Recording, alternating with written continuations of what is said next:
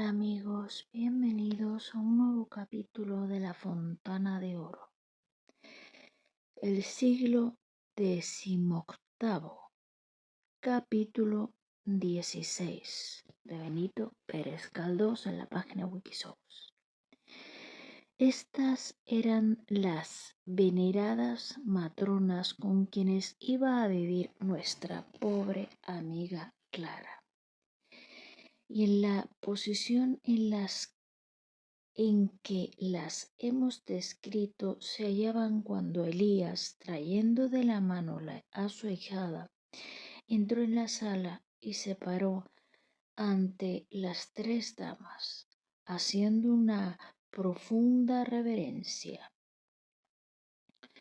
Las tres se dirigieron a un tiempo los más impertinentes rayos de sus miradas sobre el semblante de la infeliz muchacha, que estaba con los ojos bajos, el alma oprimida y sin poder pronunciar una palabra. ¿Es esta la niña que usted nos ha encargado, señor don Elías?, dijo María de la Paz Jesús.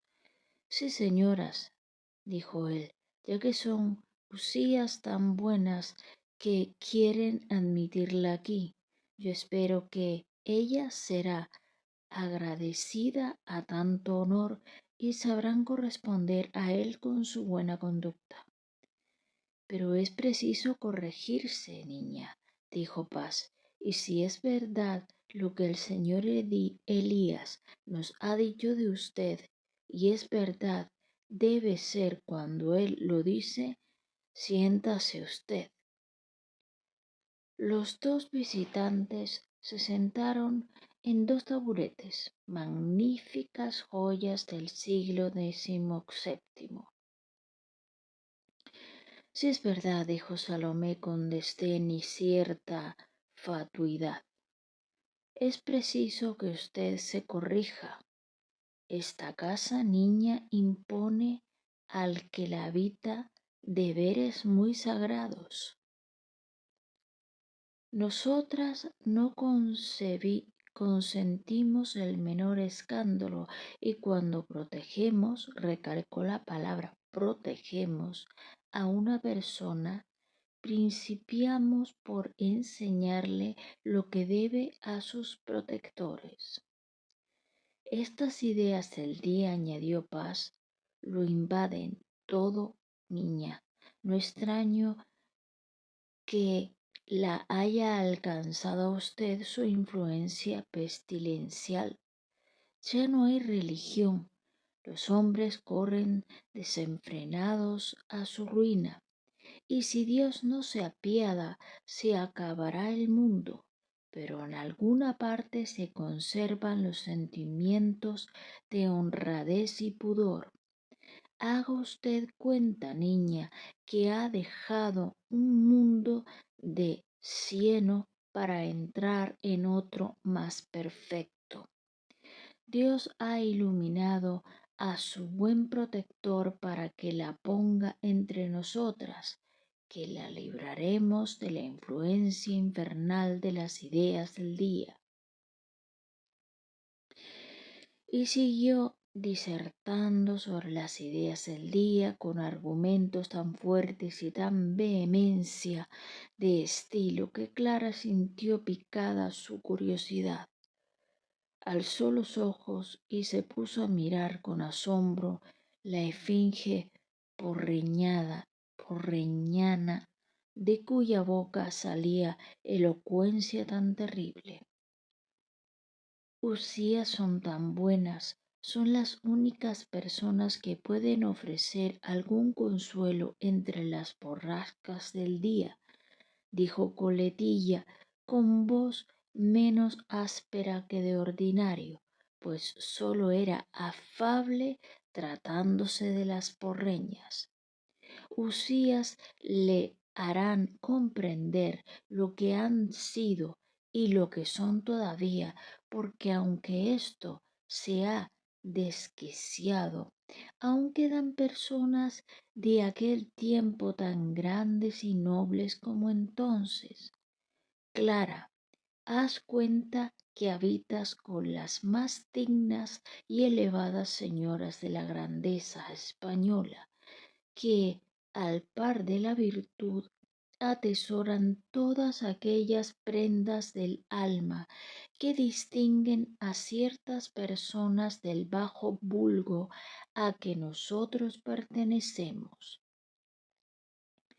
María de la Paz Jesús se irguió con toda la gallardía de que era capaz.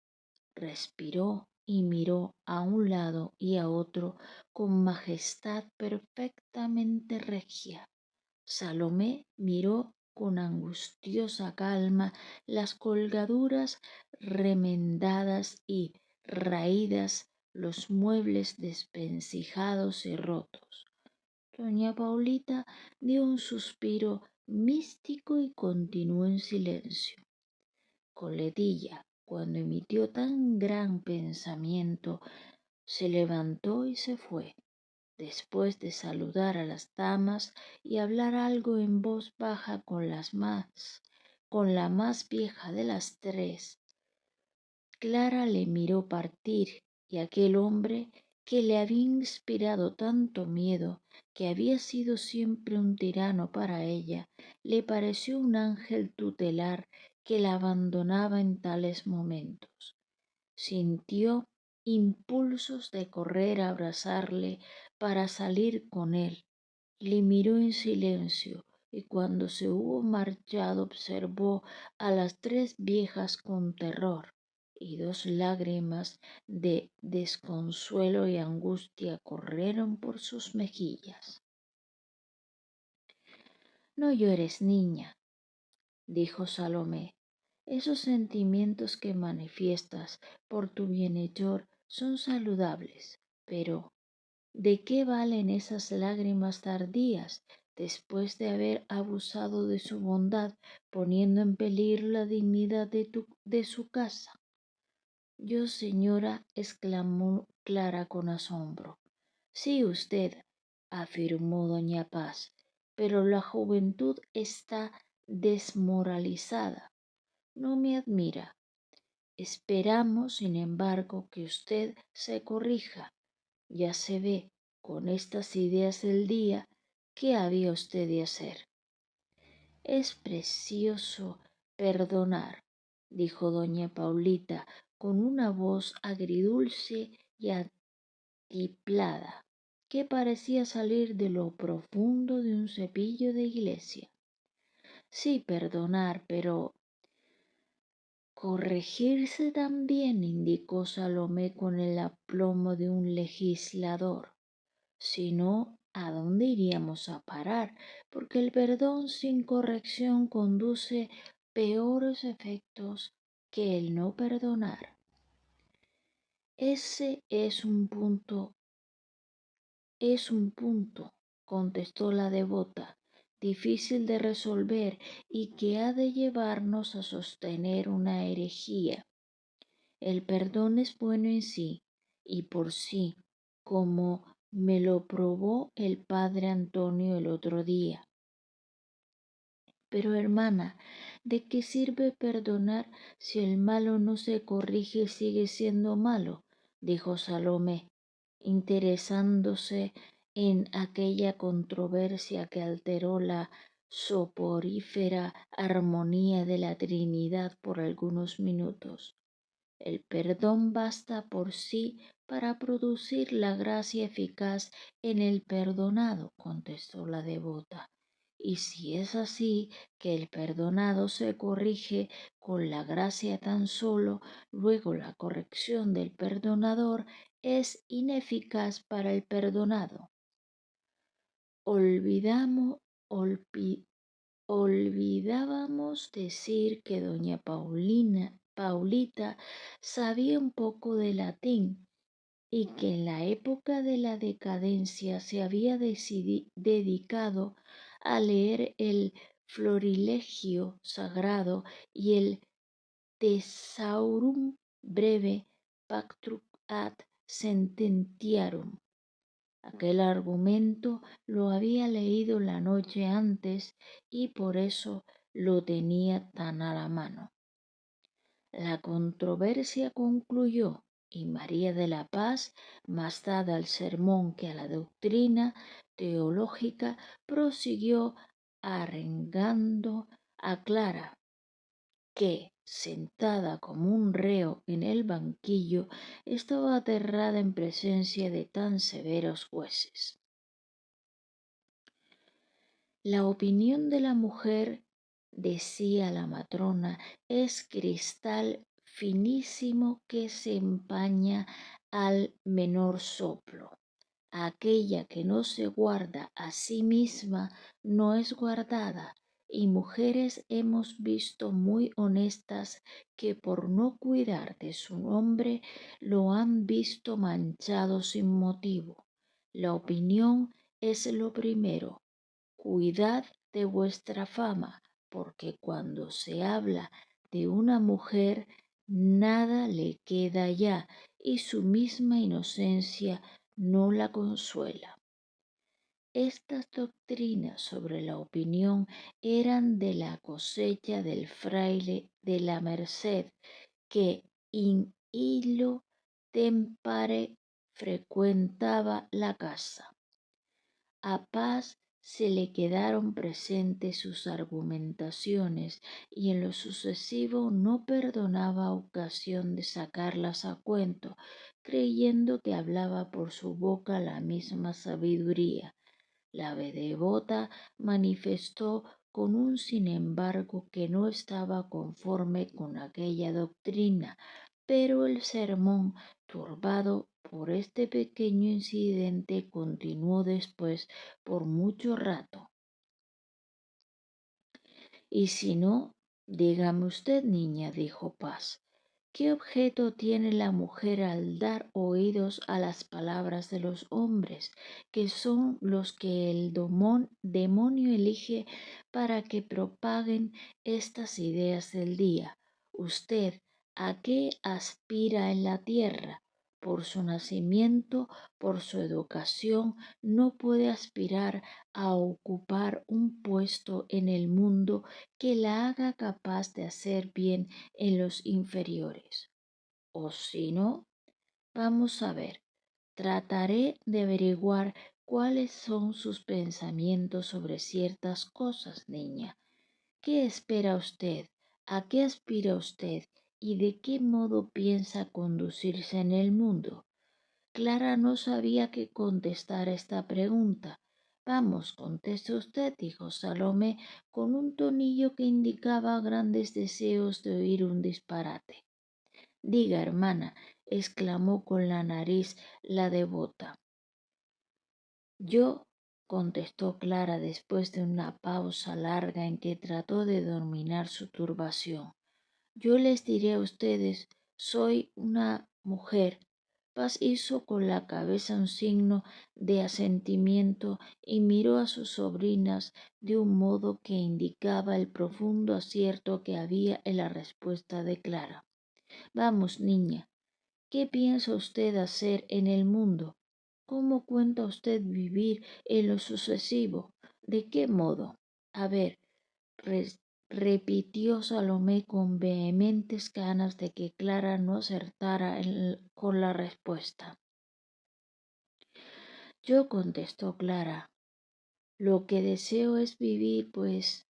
Paz inclinó de nuevo la majestuosa cabeza en señal de aprobación. ¿Y nada más? Ser buena ¿y qué? Insistió Salomé, amostazada por el juicio y discreción que había mostrado la examinada en las cuestiones anteriores. ¿Y qué más? ¿No se le ha ocurrido a usted alguna cosa para lo porvenir? ¿No ha esperado usted verse en otra posición, en otro estado del que hoy tiene? Clara comunicaba no comprendiendo, continuaba no comprendiendo. Pues queremos decir, añadió Paz, que si a usted no se le ha ocurrido ser feliz de algún modo, figurarse que podía ser útil al mismo tiempo, pues porque las jóvenes del día tienen ciertos pensamientos sobre la vida y la sociedad que conviene examinar en usted. ¿De qué manera, dijo Salomé, cree usted que deba vivir una mujer en el mundo? ¿Cómo espera usted vivir en la sociedad para servirla y serle útil? Ay, sí, dijo Clara bruscamente, como si un rayo de luz repentina hubiera iluminado su entendimiento, sugiriéndole una idea que agradará a aquellas señoras. A ver cómo, veamos. Clara tenía un sentido natural muy grande. Evócolo todo y pensó en lo que a ella le parecía ser los destinos de la mujer. Comprendió que si no hubiera matrimonio se acabaría el mundo y recordó haber pensado varias veces que una mujer casándose sería lo que deben de ser las mujeres. Con esta dosis de lógica se aventuró a dar una respuesta a sus jueces, segura de que las tres habían de quedar muy satisfechas y complacidas. A ver, niña, diga usted de una vez, ¿qué debe de hacer la mujer en la sociedad para servirle y ser útil?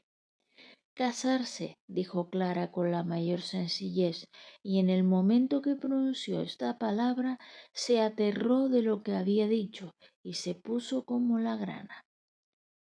El lector habrá visto, si ha existido algún sermón gerundiano, que a veces el predicador, no sabiendo qué medios emplear para conmover al femenino auditorio, alza los brazos, pone en blanco los ojos y con tremenda voz nombra al demonio, diciendo que a todas se las va a llevar en las alforjas del infierno. Habrá visto cómo cunde el pánico entre las devotas. Una llora, otra grita, ésta se desmaya, aquella principia a hacerse cruces y la iglesia toda resuena con las voces alarmantes, el pataleo de los histéricos, el rumor de los suspiros y el retintín de las cuentas del rosario. El lector ha visto esto, pues el efecto producido en las tres damas por la respuesta de Clara fue enteramente igual al que producen los apóstrofes de un predicador endemoniado en el tímido y dueñasco auditorio de un novenario. ¡Qué horror! Exclamó Paz, juntando las manos. Jesús, Jesús, dijo Salomé, tapándose los oídos.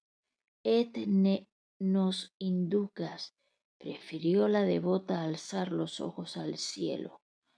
Hubo un momento de confusión. Las tres se miraron con asombro. Doña Paulita se replegó. Doña Paz se tambaleó en su asiento y aún es fama que el amarillo rostro de Salomé se tiñó de una leve púrpura, para lo cual fue preciso sin duda que toda la sangre de su cuerpo se repartiera entre sus dos mejillas. Hasta se asegura que Batilo, el más taciturno de los perros conocidos, participó de la opinión general, se alzó sobre sus patas, alargó el hocico y ladró. Pasados los primeros momentos de confusión, Paz recobró el aliento, dijo con voz entrecortada por la cólera: Niña, esas ideas no me llaman la atención. Ya la conocíamos a usted de oídas. Ahora me explico su conducta. Ya se ve. Oh, es preciso una educación fuerte. Pero señoras, ¿qué he dicho? Yo, balbuceó Clara muy turbada. Una mujer si se casa, pero para casarse es ofender a Dios.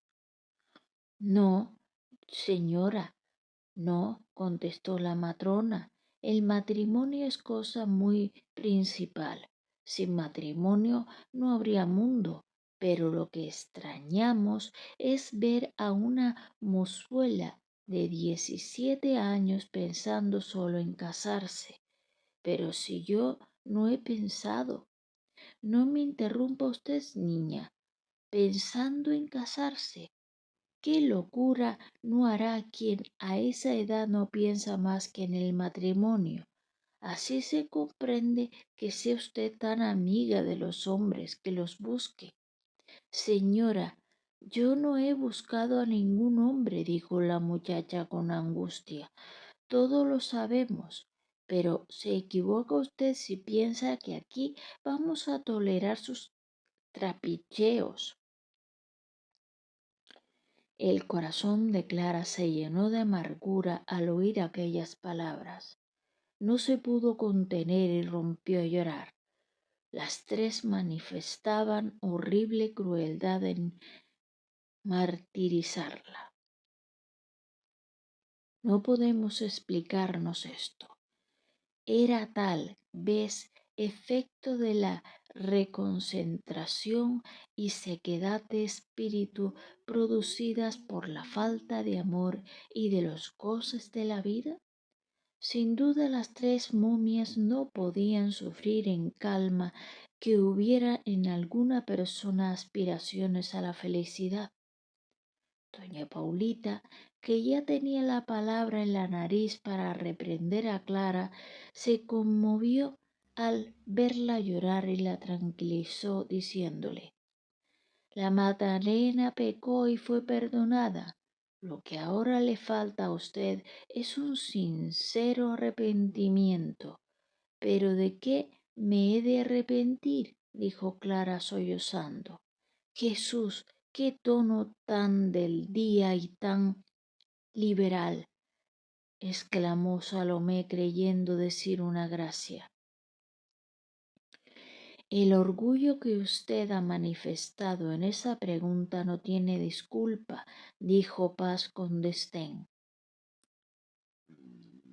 Cuando dicen las personas mayores que usted ha fallado, añadió la otra, ellas sabrán por qué lo dicen, y usted no tiene que hacer más que conformarse y callar. Pero, ay, que no sé en qué he podido faltar. Cuando a usted se lo dicen, sus razones habrán para ello. Pero si tengo la conciencia tranquila, más tranquila queda con replicando cuando, más tranquila queda no replicando cuando los superiores dicen una cosa. La autoridad, niña, exclamó Paz, la autoridad es necesaria. Ya nos ha mostrado usted suficientemente la influencia fatal que en usted han producido las ideas del día. El orgullo satánico, al rebelarse contra los superiores, el contradecir esto es insoportable. De este modo camina la sociedad a su ruina, pero nosotras le traeremos a usted el buen camino. Por de pronto, dijo Salomé, cuidado cómo se asoma usted a la ventana. Queda terminantemente prohibido que se acerque usted a un balcón o ventana, que abra usted la puerta de la escalera y que hable usted cuando no le pregunten. Se ha de levantar usted a las 4 de la mañana, que la pereza es madre de todos los vicios. Yo me levanto a la misma hora, hermana, dijo la devota. Yo le proporcionaré a usted ocasiones a esa hora de entretener el entendimiento en cosas santas. a ver si de aquí en adelante tiene cuidado de no decir esos terribles despropósitos que ahora ha dicho. No volverá, dijo en un arrebato de amor al prójimo doña Paulita. Yo sé que no volverá. Yo confío en que será buena y obediente. Otros peores se hicieron santos. Cuidado, como habla con nadie que venga a esta casa. Trabajará usted en cuanto se le mande, continuó Paz añadiendo un artículo a aquel código fatal.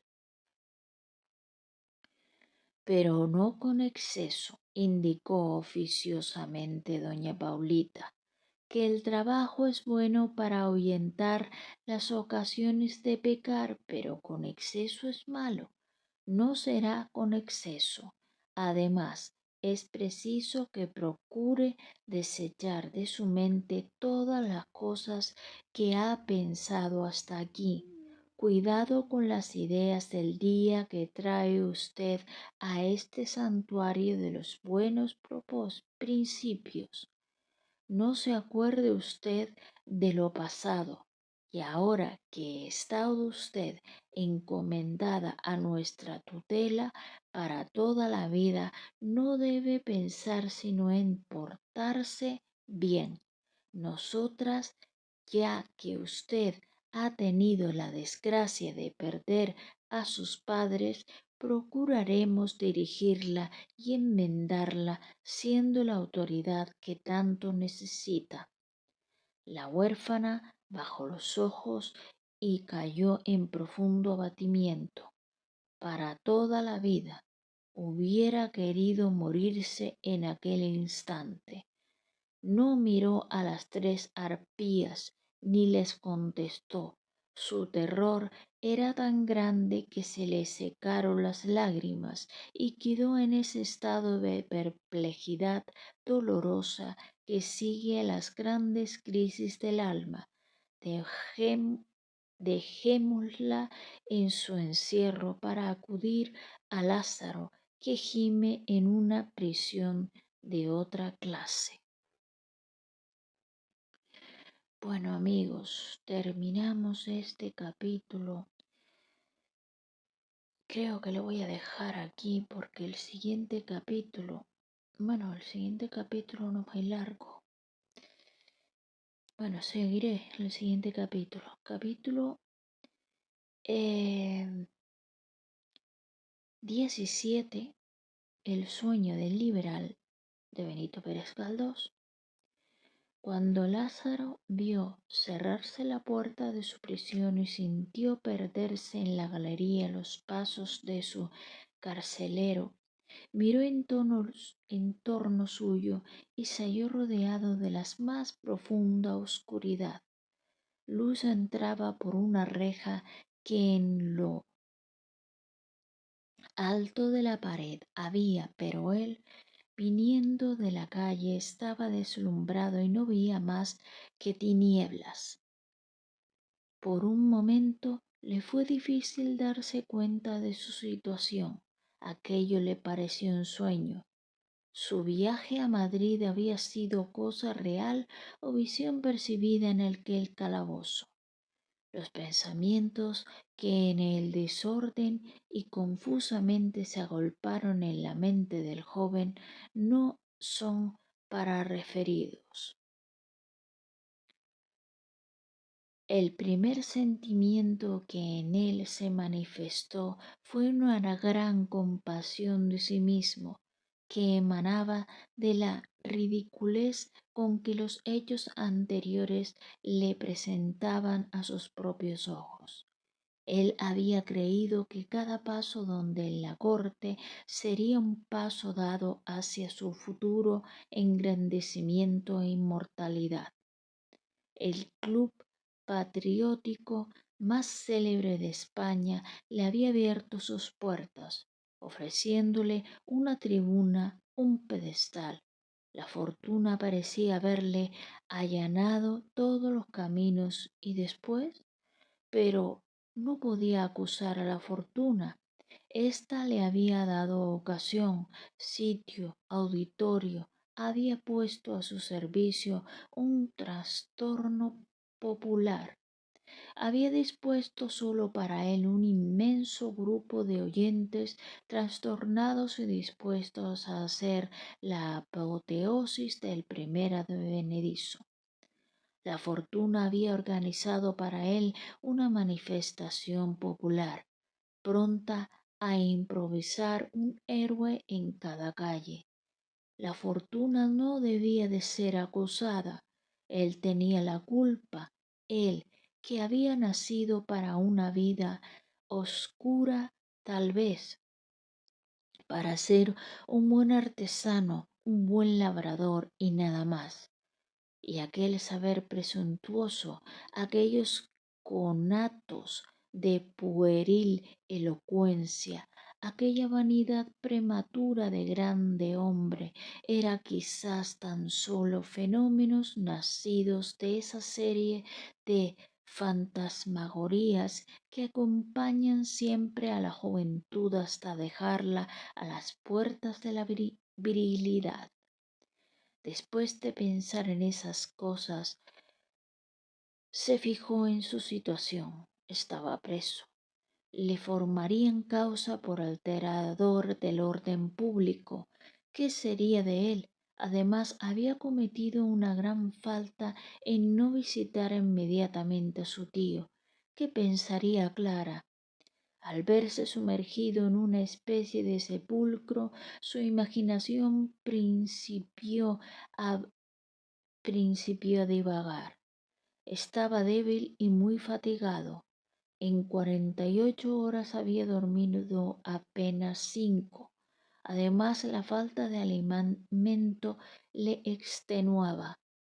Cediendo al cansancio, empezó a dormitar, mas no durmió con ese sueño que da reposo al cuerpo y al espíritu, porque su excitación le impedía un descanso profundo. Dormía con el letargo doloroso e indeciso que representa todas las visiones de la vigilia anterior de un modo incoherente y monstruoso. En su sueño creía escuchar lamentos que resonaban en las bóvedas de la cárcel.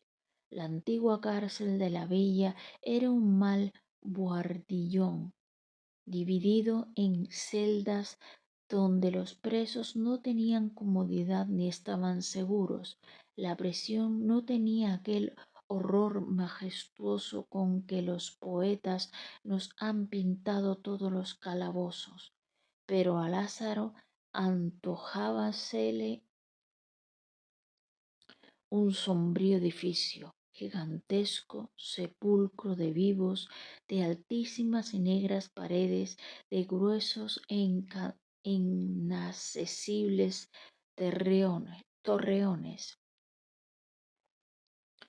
con un gran foso lleno de aguas cenagosas y verdes, con largas filas de mazmorras, de las cuales las más lóbregas y subterráneas era la suya. Se le figuraba estar muchos pies bajo la tierra. Creía que aquella reja daba a algún conducto misterioso y que detrás de los muros habría una presa de agua. En su sueño creyó sentir el ruido de un torrente. El agua entraba con lentitud. Enormes ratas corrían buscando entre los pies del preso refugio contra el naufragio. Todo se le representaba según las siniestras relaciones de las cárceles de la Inquisición que había leído en sus libros. Después le parecía que los muros se apartaban. Se encontraba en el interior de una gran sala, cuyas paredes estaban teñidas de negro. En el fondo había una mesa con un crucifijo y dos velas amarillas, y sentados alrededor de esta mesa 5 hombres de espantosa mirada, 5 inquisidores vestidos con la siniestra librea del Santo Oficio. Aquellos hombres le hacían preguntas a que no podía contestar. La decoración y las figuras cambiaban. Se representaban 2 filas de hombres cubiertos con capuchón negro y agujereado en la cara en el lugar de los ojos. Por el fondo venían los mismos que le interrogaron, y uno de ellos traía enarbolado el mismo Santo Cristo que presidió al tormento. Cantaban con voz lúgubre una salmodia que parecía salir de lo más profundo de la tierra, y avanzaban todos, él también, en pausada procesión. Gentío inmenso le contemplaba impasible y frío. Un fraile también, impasible, iba a su lado, pronunciando a su oído palabras santas que él no pudo comprender. Le hablaba de la otra vida y del alma. Después le presidió que la comitiva se detenía, le pareció que la comitiva se detenía. Frente a frente vio una claridad extraña, como toda claridad que brilla durante el día. Aquella claridad se convirtió en llama que rebotaba en un montón de leña. La llama crecía hasta llegar a una altura enorme. Crujían los leños, saltaban chispas, una columna de humo negro subía hasta tocar el cielo. Después de todo esto, hasta que el fin despertó cubierto todo con el sudor de la agonía. Bueno, eh, mm, limité varias frasecitas, o un trocito, porque, bueno, es un video ASMR. Pero si quieren leer la obra completa en wikisource.org. La Fontana de Oro, capítulo 17. El sueño del liberal, de Benito Pérez Galdós. Muchas gracias por estar ahí y hasta un próximo video. Besitos, cuídense mucho.